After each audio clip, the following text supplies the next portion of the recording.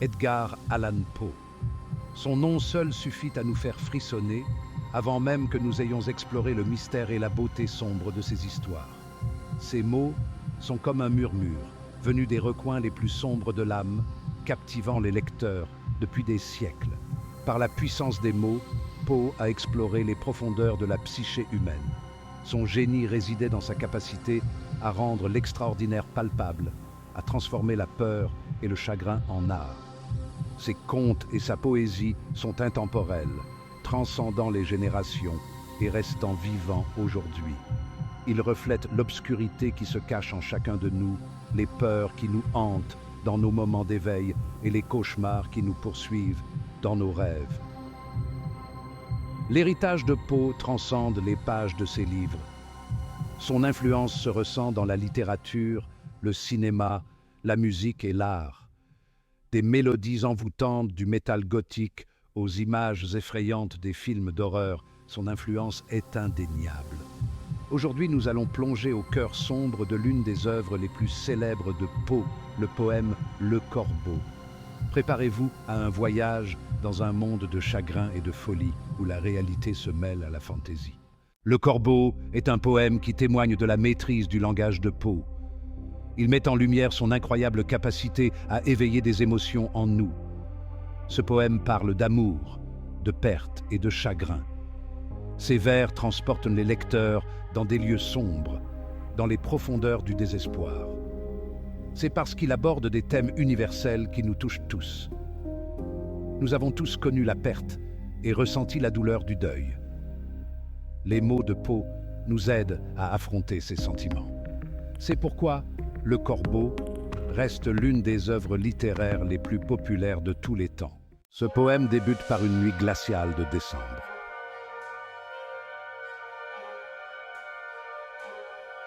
Notre narrateur, las et attristé, cherche du réconfort dans de vieux livres.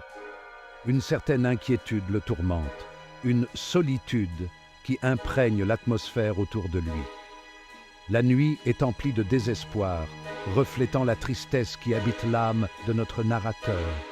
La seule lumière dans la pièce provient du feu qui agonise dans la cheminée et de la flamme vacillante d'une bougie.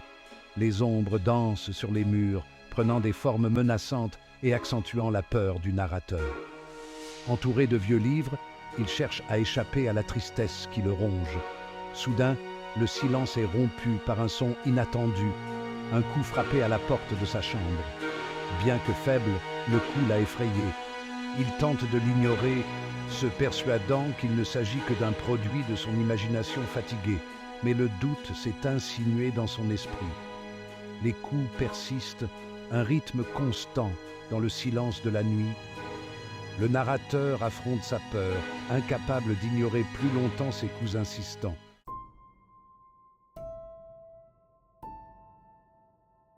Dans les flammes de la cheminée, l'espace d'un instant, j'aperçois le visage de ma bien-aimée Lenore. Les souvenirs sont doux amers, mais ils restent à jamais gravés dans mon cœur. Je languis après son toucher, sa voix, son aura magique. Décembre, mois froid et sombre, me rappelle cruellement ma perte.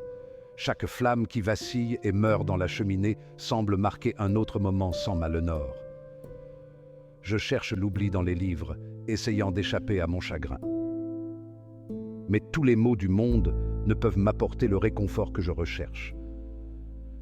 L'absence de Lenore est une blessure ouverte, une plaie qui ne se refermera jamais complètement. Le narrateur reste prisonnier de son chagrin, accablé par la perte de son aimé.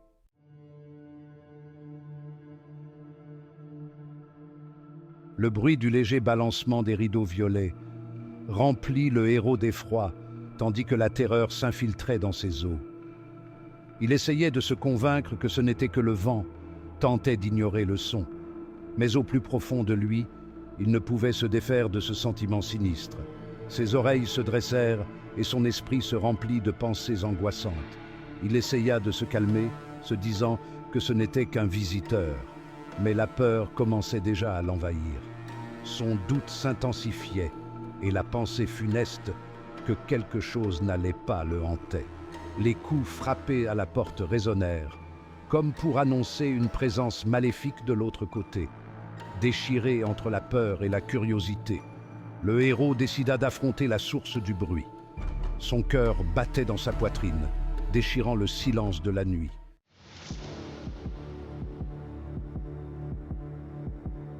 Le narrateur s'approche courageusement de la porte. Il hésite. La peur le paralyse un instant. Son cœur bat la chamade dans sa poitrine, comme un tambour dans le silence. Il prend une grande inspiration, essayant de retrouver son sang-froid. Il ouvre la porte en grand, s'attendant à un visiteur dans la nuit. Mais le couloir qui se présente à lui est vide et sombre. Le vent hurle au dehors, le faisant tressaillir. Il scrute l'obscurité, essayant de percer les ténèbres du regard. Il ne voit rien d'autre que les ténèbres, mais il ne peut se débarrasser du sentiment qu'il n'est pas seul. Les coups ont cessé, et le silence vibre d'une étrange énergie. Le Nord, murmure-t-il, espérant une réponse. Mais la seule réponse est l'écho de sa voix dans le vide. Bien que son esprit s'emballe, notre héros se retira dans son bureau, cherchant refuge. Il essayait de se convaincre que tout ce qu'il avait entendu n'était que le fruit de son imagination fatiguée, nourrie par le vent. Il se plongea dans ses livres, essayant de se perdre dans les mots. Mais le silence fut de nouveau rompu par un son, un léger tapotement sur la fenêtre. Son sang se glaça. La peur qu'il avait ressentie plus tôt revint encore plus forte. Il vérifia la porte, s'assurant qu'elle était bien verrouillée. Prudemment, il s'approcha de la fenêtre, chaque mouvement empreint de prudence. Son cœur battait la chamade tandis que, d'une main tremblante, il atteignait le loquet.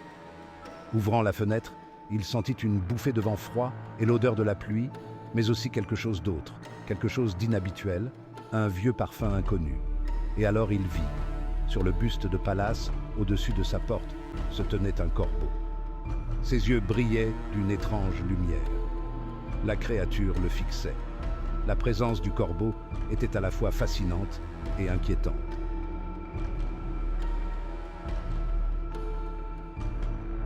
Le corbeau, créature de légende et d'anciens contes, se retrouva d'une manière inhabituelle et presque incongrue dans le cabinet de notre héros. Ses plumes étaient noires comme la nuit et ses yeux, tels deux joyaux fumés et brillants, reflétaient la lumière vacillante des bougies.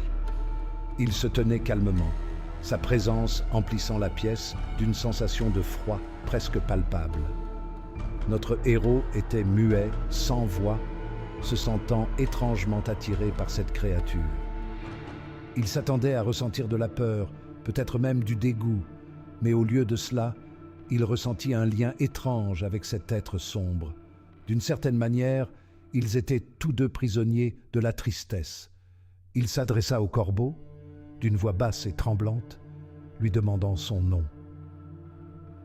Le corbeau répondit d'une voix grave et sonore, comme le son d'une cloche funèbre, ne prononçant qu'un seul mot, jamais plus.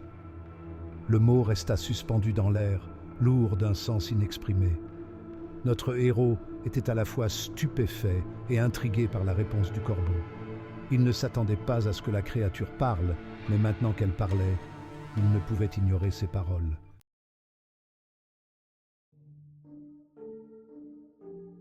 Jamais plus, l'unique mot prononcé par le corbeau, résonna dans le silence de la pièce et dans les pensées du narrateur. Ce mot résonna comme une réponse définitive, comme un refus de tout espoir et de tout réconfort. Le narrateur était à la fois fasciné et troublé.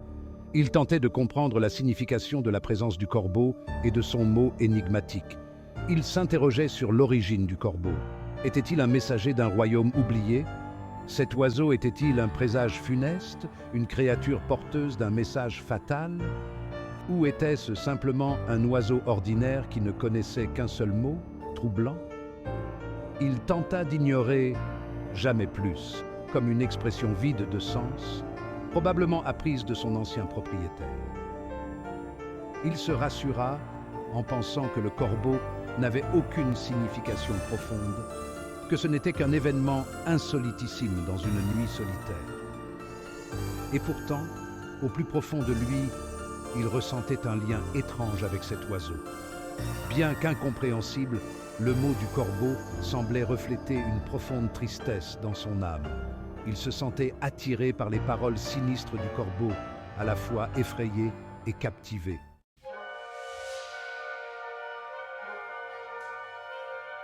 Incapable de résister à l'appel de l'inconnu, le narrateur engage la conversation avec le corbeau. Ses questions, imprégnées de tristesse et de désir, abordent les thèmes de la vie, de la mort et de la possibilité de retrouver le nord. Mais le corbeau, comme toujours, n'offre qu'une seule réponse, jamais plus. La reverra-t-il un jour dans l'au-delà? La réponse du corbeau éteint comme la dernière étincelle d'espoir dans le cœur du narrateur. Jamais plus résonne comme un glas funèbre pour ses espoirs de réunion. La réponse incessante du corbeau, jamais plus, résonne comme un chant sinistre. C'est un rappel constant du désespoir du narrateur. Il est prisonnier, non pas physiquement, mais dans sa propre demeure. Son esprit devient une prison de tristesse et de désespoir. Le corbeau devient la manifestation physique de son chagrin, un rappel constant de sa perte. Le narrateur, brisé et vaincu, s'abandonne à son destin. Il se livre aux ténèbres qui l'enveloppent.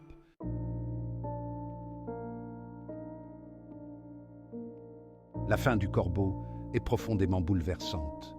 Le narrateur reste prisonnier de son chagrin, plongé dans un désespoir qui résonne dans les mots du corbeau « jamais plus ». Finalement, il accepte une vie dans les ténèbres. Physiquement et émotionnellement, il est enchaîné par sa douleur. Le corbeau, annonciateur des ténèbres, devient l'incarnation de son effondrement, un rappel constant de la perte et du désespoir. Mais le poème n'est pas une simple descente dans la folie. C'est une réflexion sur la souffrance humaine, un miroir de la puissance du chagrin et de la fragilité de l'espoir. Poe ne nous offre aucune fausse consolation. Il nous confronte à la réalité brute de la perte, nous oblige à affronter les émotions brutes et sans phare qui l'accompagnent, à l'image du contraste entre la lumière et l'ombre dans les peintures du Caravage. Jamais plus résonne non seulement dans la chambre du narrateur, mais aussi dans nos propres pensées alors que nous lisons. C'est un rappel de notre propre mortalité, de l'inéluctabilité de la perte et de la puissance des souvenirs. Nous restons à méditer sur la nature du chagrin, sur sa capacité à façonner nos expériences et à colorer nos souvenirs.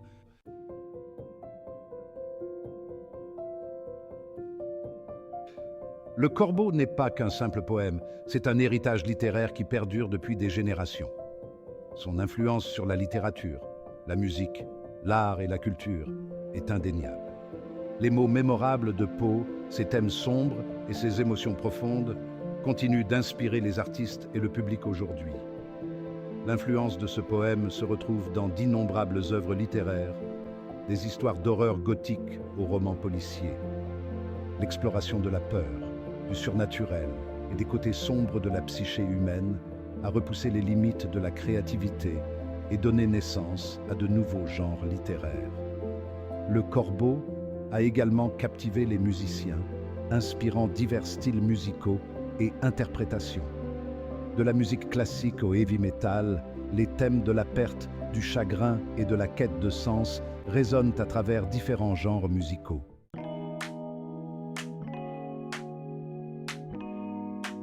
Autrefois symbole de ténèbres et de mystère, le corbeau est devenu l'emblème de l'œuvre d'Edgar Allan Poe. Ses ailes noires, son regard pénétrant et ses croassements sinistres ont été immortalisés dans d'innombrables films, émissions de télévision, jeux vidéo et œuvres d'art. Des films d'horreur classiques comme Le Corbeau à l'épopée fantastique Game of Thrones, le corbeau continue de fasciner le public. Il apparaît souvent comme une créature mystique, un symbole de transformation ou un présage inquiétant du côté obscur de la nature humaine. Mais l'influence de Poe s'étend bien au-delà des pages des livres et des écrans de cinéma. Le corbeau est devenu un motif populaire dans la mode, les tatouages et même la décoration intérieure. Son image, autrefois symbole de mort et de désespoir, s'est transformée en un symbole de mystère, d'intelligence et d'inconnu.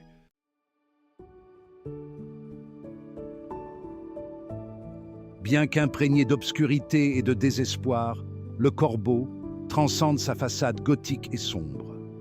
C'est une exploration intemporelle de la condition humaine, reflétant nos expériences communes. L'amour, la perte, le deuil et la quête de sens dans un monde souvent sombre.